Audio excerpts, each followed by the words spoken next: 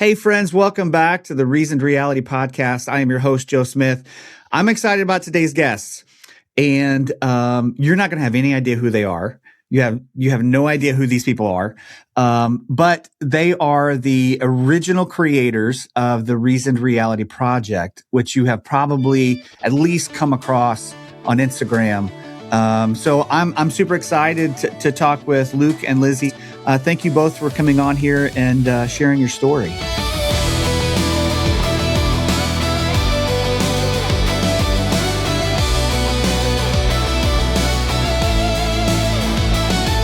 To be fair, like, we know each other. We've talked many times, and I know a lot about your story, but we're going to dive into it. But I think before we dive into it, I when we were off air, I asked you this too, just kind of get your wheels turning. But I think my first question, and I think a lot of the question that people will have, is like, why now? You've created this account. It's a massive platform. It's fantastic, by the way. You know that. I've told you that.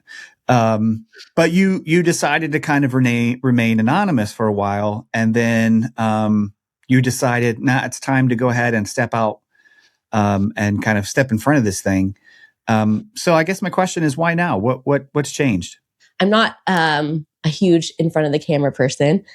It's just so important that we speak right now. Glennon Doyle is somebody that I really admire, and I watched something that she said recently, and she said that if the people who are brokenhearted and devastated and upset by all the shit that's happening right now are not the ones speaking, then the only people who are speaking are the people who are not brokenhearted and devastated by this shit. And it kind of really resonated. And she said that basically, like, we need to just figure out a way to stumble our way through these conversations, even if it's not the most articulate, even if it's not something I'm super comfortable doing. We have to find a way to stumble through. The moment is too important not to. Yeah, agreed. It's the whole purpose of Reasoned is to get people to critically think, right? And for the longest time, it has been enough to just compose thoughts based on all our conversations and just put those thoughts out so people can consume them, even though that's still good and it's still a valid thing to do. Putting a face to it, to me, is just trying to show, like, we're not trying to hide from this. We're trying to speak up and be a presence in the lives of, the people, especially in our past lives, to let them know, like, you can admit you did the thing wrong. You voted wrong. You had beliefs and you changed them. And that's really hard for a evangelical person to admit, because it's this certainty you have, from this inspired word of God, and to think that, you were wrong, is very scary, because your whole worldview is wrapped around it. So I'm hoping it gives more people a view of life doesn't fall apart when you start to question. Life gets better because you truly start to believe what you believe, like, there's a reason to what you believe. It's not just because you were told it. And yeah. Why did you guys land on Reasoned Reality? The whole point was just when you start asking questions about religion early on and you start thinking through it, you feel kind of gypped at first. Like, man, my entire reality was centered around mythology, and there's, I do feel Jesus was a historical person. Like, I don't discount that. I do discount things like talking donkeys and snakes, or, a giant whale that swallowed a guy for 3 days and spit him out. There's just some cognitive dissonance there. So I wanted to really embrace the thinking. And the more we discussed all of these topics, it's like, yeah, let's just reason our way through it and create a reality that's based in thought and critical thinking, and not just blind acceptance, blind faith. So Reasoned Reality is what it's all about. And when you were talking about that, I had to laugh because like that's the only reaction that's healthy anymore for me. It's just like, yes, Yeah. my whole world fell apart. It's hilarious. Not really, but like I don't want to rage anymore, so it's a valid reaction. Like the world is so dense and tight right now with emotion, and you can find any reaction to smile or laugh at something. It's got to help a little, So let's jump into your story. I know that we have talked, in the past, and you guys kind of grew up in the same world that I did, but I don't want to tell that. What was your church background? Did that start early in life, or did you come to Jesus at like some event or camp or something or youth group? I was born and raised in the church. My family was very close and, to the pastor and his wife and the previous pastors before, and I remember clearly when, like many of us, coming to Jesus and accepting Jesus into our heart was actually a very fearful thing. It was a way to avoid burning in hell forever. What had happened is we had a family friend that was kind of like an adopted grandparent, this older couple in the church, and he had passed away. And, I was hearing things in my little brain like, well, he believes in Jesus, so he's going to be with him forever, and that's why he believes in Jesus, so he doesn't end up in hell, which is like fire and brimstone. And so I remember sitting on the stone fireplace mantle, like at our house, and it's cold stone. I'm looking at all the ash in there and stuff, and just thinking like, I have memories of touching it when it's hot and how, burning and things like that. And just thinking forever, like your whole body's on fire because you didn't do this. Like, how do I get out of it? Well, you accept Jesus into your heart. All right, let's do this, done. And so you pray the prayer, and then literally, I'm pretty sure this happened between the two services, because if you're evangelical, you do Sunday morning and Sunday night church. It was either that night or the following Sunday, the pastor called me up to the front of the church. Little me walking down this aisle, just they feel cavernous now when you think back to it. Pulls you up on stage, lifts you up, and says, "Tell everyone what you did."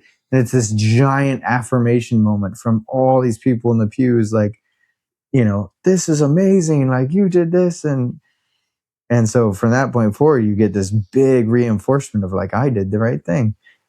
So although I do feel like most of us who question early constantly every year say, wait, did I really pray the right prayer? Did I do it right?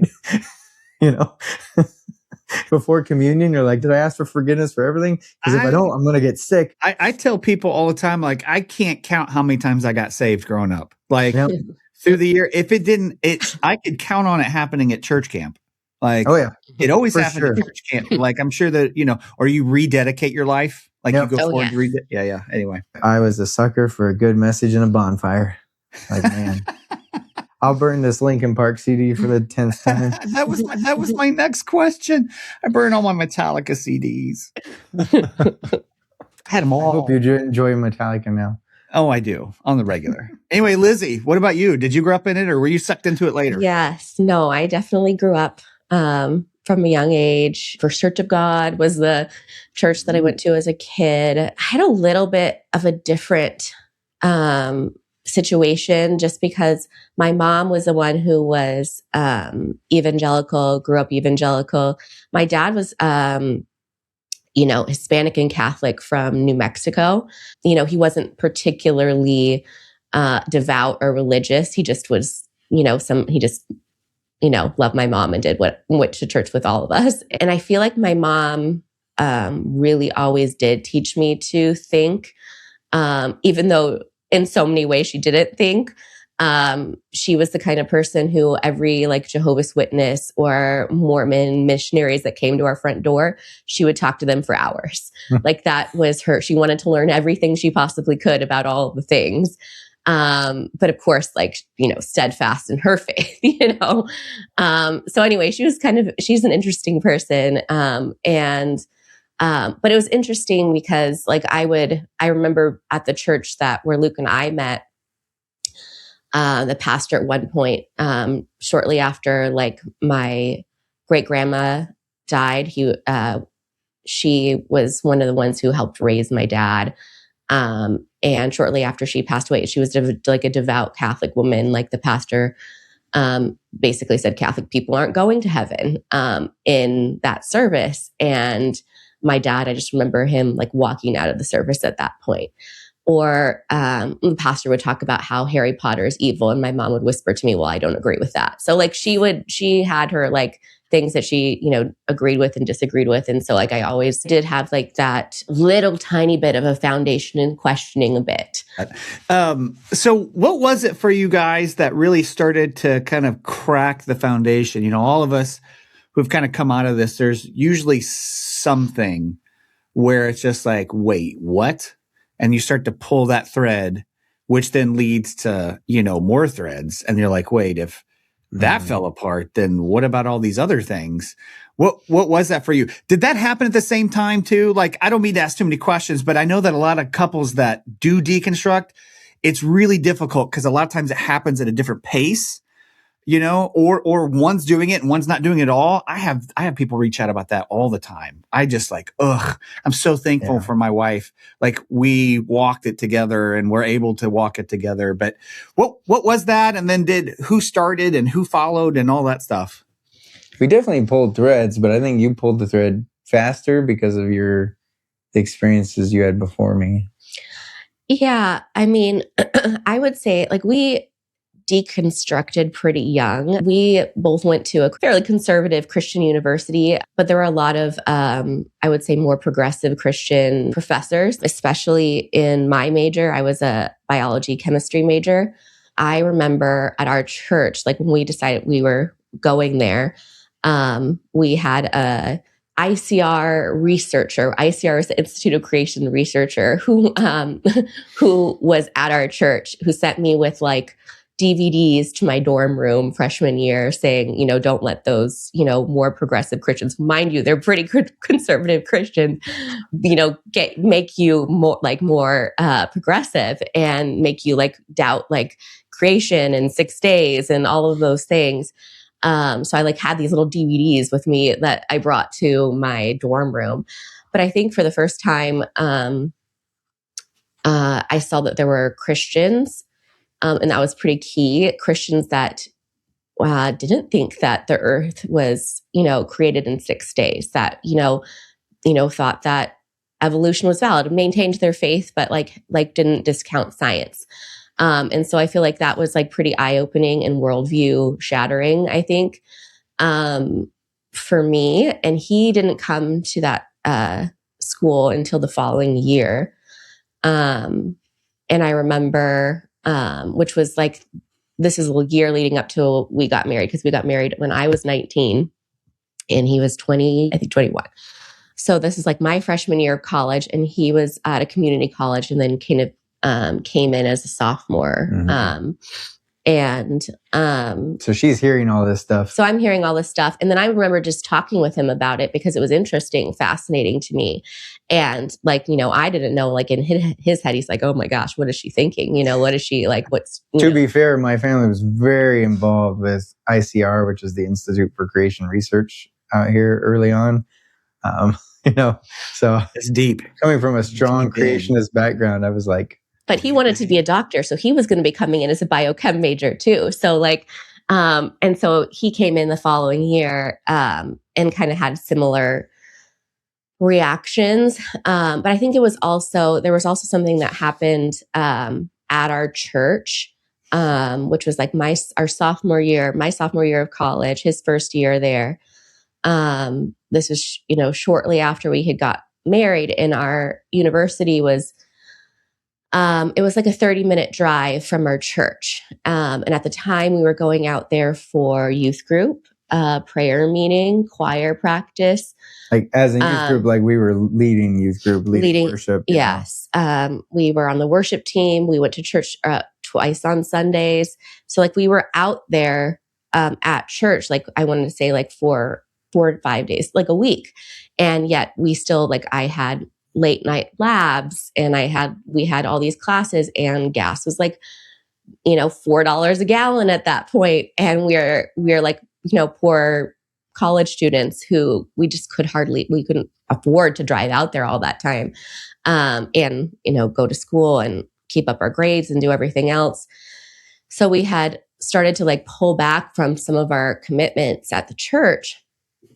And one of, the pastor's wife came up to me one Sunday morning after church and said, basically, like, shame on us for not doing all these things anymore. And I think you were just pretending to be a good Christian girl in order to trap him. And because this is the church that he grew up in, right? So I didn't come to that church until I was like 14-ish, 15 maybe. And so anyway, we newly married. I mean, her daughter was like my matron of honor in our wedding, and came up to say it. And I was very naive and it was shocking to hear that coming. And I just started bawling in the middle of, like, there were a few people still left. I walked out of the church. I was bawling in the car. A couple people passed us. I remember some people passing us in the car and just seeing me crying and being like, what's wrong?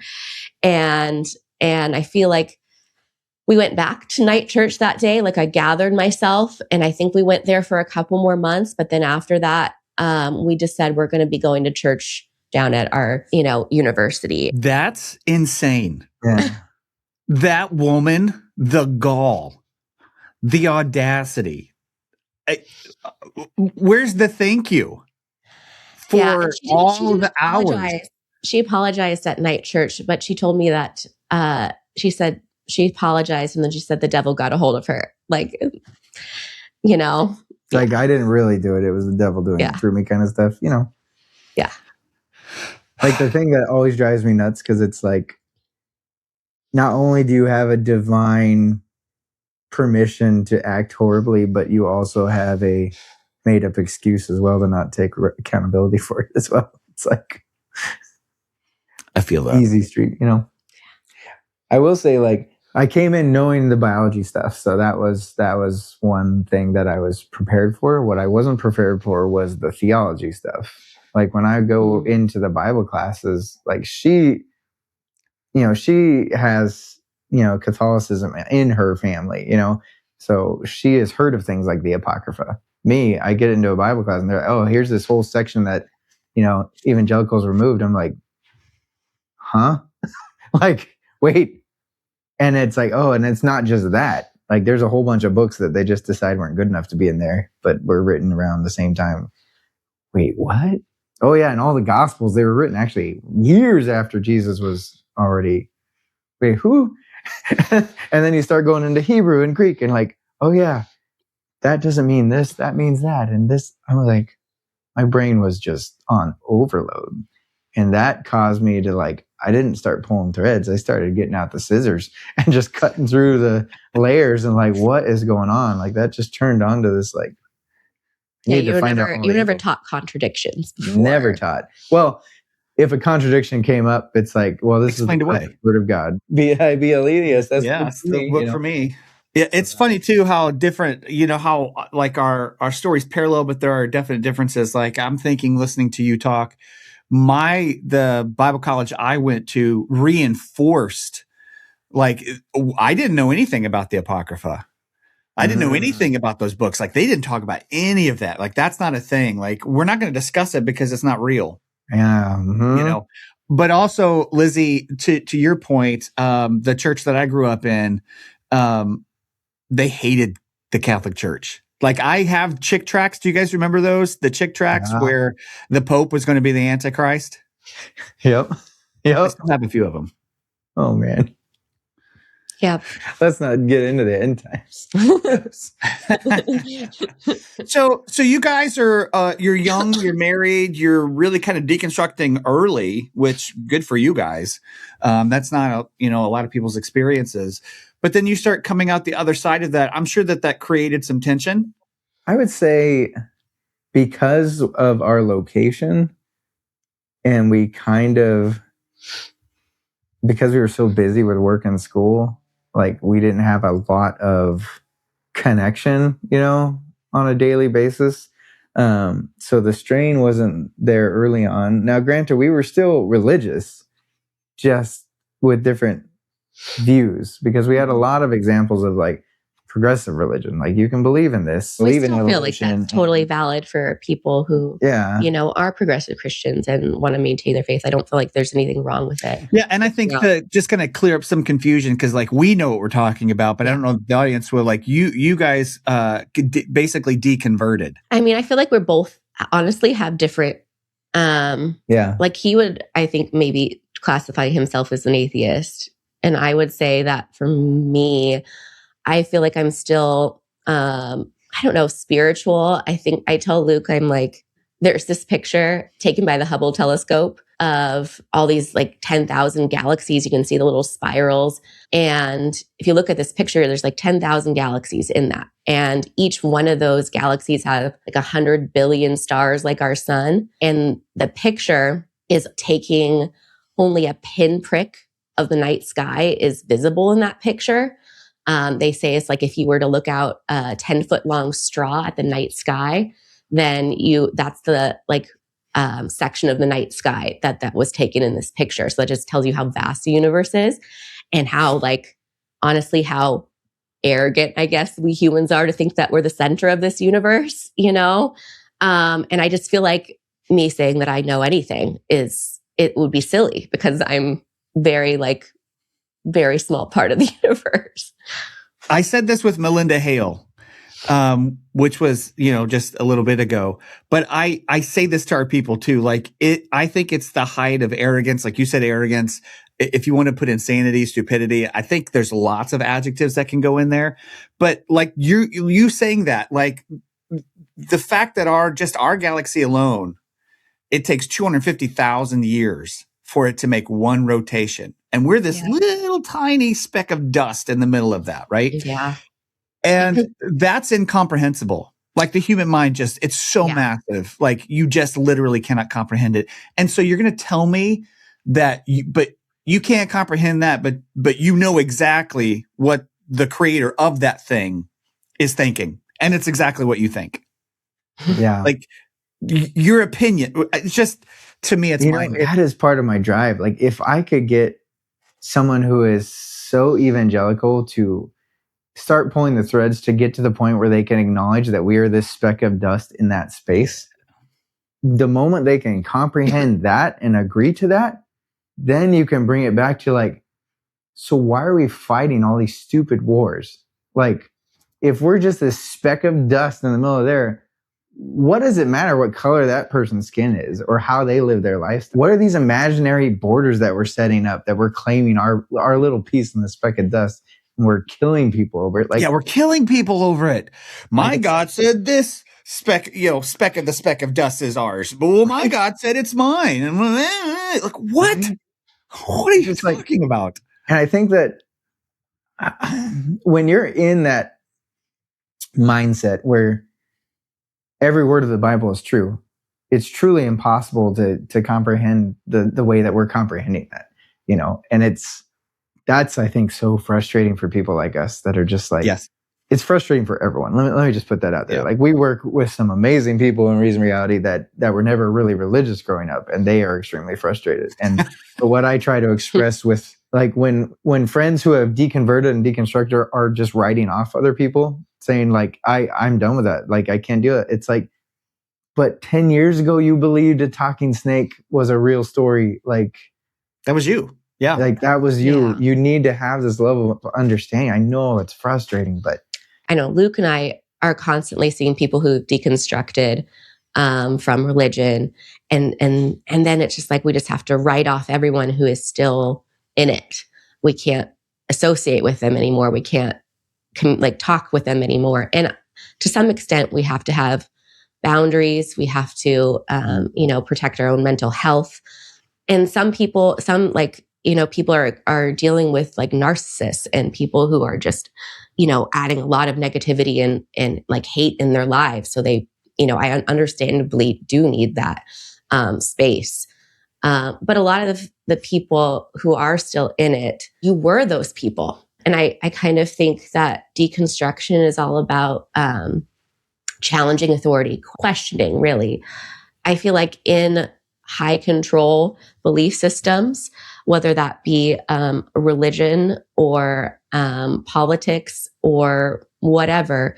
It's question and getting people to like let themselves question. It's difficult to question because if you question your religious leader and you're in this group of people who are all thinking the same things, then you can get labeled as difficult or radical or be ostracized or lose friends. And I feel like that applies to like MAGA right now. If you question the leader, then you are disloyal and you are, you're difficult. If you question the person in charge, then you're no longer part of the group and you lose that identity. But I feel like our leaders really should be accepting of criticism and accepting of those questions, because like, how do we get to real solutions and how do we see change if we aren't willing to hear other people's points of view? Going back to like that idea of not writing people off. If you yourself were in that spot 10 years ago and you had a hard time questioning, you had a hard time letting go of that identity and being ostracized for it, it's easier to get sucked into a cult than people would think. It's easier to get sucked into that group think than people would think. I think you're right. I think, and I think you made a really good point, like that caveat of like, okay, there's a certain category of people though that I'm not going to give my energy to anymore, like whatever that looks like. And then if you add in, like if you're LGBTQ plus or whatever, and these pastors are saying these awful things, yes, absolutely. But I think if we've got the ability to be that bridge builder, like that soft landing place for all these people that are going to be coming out, I think that those of us who can do that should do that. Is it frustrating? Absolutely. Is it like, dude, we've been screaming this for the last decade? Yes, 100%. I'm going to take a deep breath and then I'm going to be like, okay, let's start the work, right? The work of repair, because you've got some stuff that you're going to untangle too, right? Like personally, and all the stuff that you were talking about, the groupthink and cult stuff. But then like these people that are coming out, just like will always continue to do, is that work of repair. Okay, well now how can you can't undo, right? Like you just really can't undo. You can apologize, and then you can work for something better. And then, some people, thankfully, I don't have anybody in my past, from any of my past, like church jobs or whatever, because that's just not my personality. So I was never a jerk. Like you see these guys that are online now, like that was just never my personality. So I never had to deal with that. But there have been plenty of people that have removed themselves from my life. Like, and we've talked about that, like I didn't have to cut anybody out. They just, they did it. Like I didn't unfriend anybody. I didn't have a conversation with anybody. They just stopped talking to me. They unfollowed me. But there's no question in that. I was just talking. We were actually pretty surprised. I think he posted once on Facebook, his personal Facebook, like that he was like supporting Bernie in the primaries, How dare you. And I feel like we had there were 6 people from that old church who reached out after because the pastor from our old church made a whole thing about it, responded to his post, and 6 people from that old church that we had no idea had deconstructed reached out and told us that they had. So privately, we didn't respond to but they also spoke up publicly. Yeah. And in support of you were completely justified in believing this, And but also just it was surprising the number of people that we would have had no idea, Like my mom has deconstructed, votes Democrat now. But it was I spent 10 years talking with her in her hot tub. That's just where you can have those conversations without interruption of anything going on, and we just talk. You're gonna have a conversation. There are worse places to have a conversation. But I will say too, just to clarify, I feel like a lot of people misunderstand deconstruction, what it means. I feel like most evangelicals who first hear about it say you go from believing in God to being an atheist, Mm-hmm. And deconstruction in a religious sense to me is a very big spectrum. Like for some people, you remove it all because that is the healthiest for you.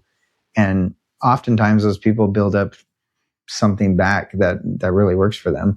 A lot of other people just trim out the harmful parts. Like, because there's a lot of good, lessons that you learn about, loving your neighbor and being compassionate. But removing the judgmental parts, the fear-based narratives, that can be part of deconstruction too. Like, what you can still be a pastor and teach kindness and compassion and not embrace the supernatural side of the Bible. There's some of us. Yeah. Not as many.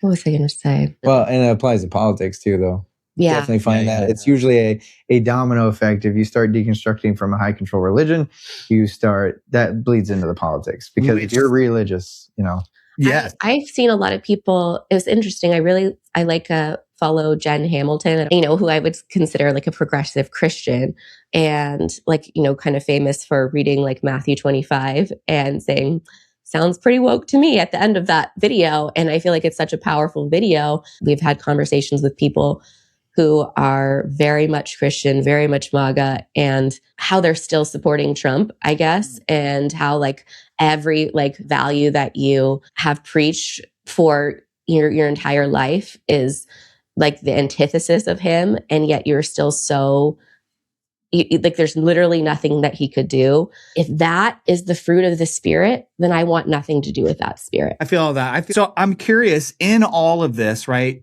At some point in time, y'all decide, hey, we're going to use our, and it's so funny. I did not know that you guys started off like biology and doctor and all this stuff, because that's not where you ended up. So like you took the things that you do well now, like Lizzy, you're a writer, you're an author, and Luke, you're a producer, and you take all of these things you put together and then you create reasoned reality, and it blew up. Like, were you ready for that? No, I remember seeing a post by Eve Was Framed, Promise, and it was kind of the first post that I was like, and I saw a bunch of reaction to it, and I was like, wow, there are a lot of people that think this. I was like, we just need to start posting our thoughts, like, because not only is it like, will we find people that think like us, but maybe it will give people that are sitting in the pew thinking they're alone help, because they'll stumble on it and be like, oh, someone else is thinking this thought. And then for everyone else who thinks these thoughts are of the devil, hopefully it plants a little seed, and someday something will come up and they'll think back to that one question, So it's like, all right, let's start posting the thoughts, the questions, all the things we've learned, like, and it just took off, like thousands of followers a week, just relating and sharing, and like, it was mind-boggling, and it was. I think we had to sort of laugh. Yeah, I was like I literally would sit while kids are screaming and you're doing the normal parent stuff, and you got this thought that won't leave you because you guys were talking the night before, and I'm like, oh, let me compose this into something. Like, let me try to, and you constantly are rewriting it because the kid's asking for juice, and you're trying to voice compose it. And then when I posted something once and pulled it down because I was doing it with my voice. And I was reading through it. I'm like, yep. And I missed the I want a bottle in it. I was like, this deep spiritual thought followed by I want a bottle. I'm like, nope. Well, maybe they did. Maybe somebody else wanted one too. Exactly. That's so funny. I mean, and then it just, the people that connect with you and that relate, it still doesn't feel real. Yeah, because now you guys, Reasoned Reality doesn't just do that. Like, it's also, there's this whole like political side of things that are helping. What is, and Dr. Jen Johansson, who I think some people are going to be familiar with, is part of that, Fighting for Our Democracy. A partnership with Dark Yarn and Jake Guy, that's part of that, with the hat thing, and it's. Did you ever either one of you think like, hey, I'm going to start posting these, and like, I mean, obviously I know the answer, but like looking back and to what it's growing into, did you have any inkling? Not at all. Not at all. I It mean, was just it was like therapy. I would literally would joke that, yeah, therapy. It's joke that like, oh, Luke, you're just like, I mean, obviously we don't live in any parents' basement, but I'm like, you're just some dude in your like parents' basement posting stuff, like it was like not, it still feels that way. Like, But I mean, what wild. it's turned into is like, I will always have thoughts. And I think the deconstruction side of reason, reality, and the critical thinking when it comes to religion and politics is the hopefulness behind me. We were lucky to connect with Jen, who is really good at connecting and connecting with candidates and grassroots people that are trying to figure it out. They have no funding, no support. They're going up against these big, giant funded, candidates. And she is just connected all these candidates and basically is just this arm of reason that, she cares a lot about the deconstruction of religion too, because she lives next to Liberty University, but she's really embraced this political side. I feel like and you, Joe, we're like this combination of like politics and trying to get the base audience to deconstruct and think critically. And Jen is really trying to propel the candidates that the base audience will support, into the limelight. And honestly, that side, like, Jen came on, you came on, Jake came on, and Jake is this strategic powerhouse of like, he's taking, I feel like we all have high energy and love to do this stuff. And Jake is like okay, let's push this in a direction, guys. Yeah, he's great. Like nobody's being paid to do this. They're just passionate and care, and it's just like the fact that they're just willing to spend so much of their own time and energy on this is just amazing. Yeah, you nailed it early on, Lizzy. Like when I asked you guys, why now? Why speak up now? And you're like, because now's the time. Yeah. But I mean, like you said, nobody here is getting like funded. We're all just like throwing in together. And it's funny too, Luke, because you mentioned it, like, how you make connections. I don't really remember how the connection happened.